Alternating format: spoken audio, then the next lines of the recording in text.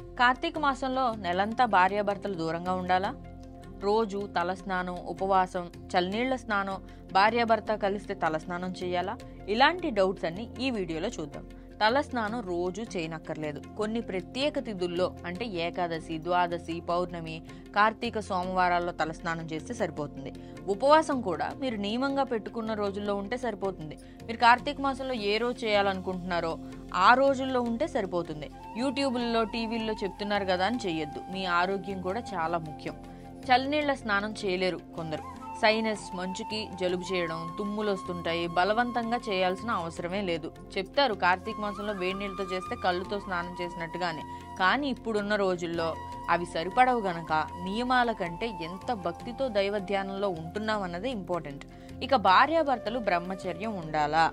బ్రహ్మచర్యం అవసరం లేదండి. ప్రదోష సమయంలో అలాగే వేకువ జామున దూరంగా ఉంటే సరిపోతుంది. అర్థమైంది కదా నేనేం చెప్తున్నానో? మద్యపానం, మాంసాహారం అయితే పూర్తిగా నిషిద్ధం.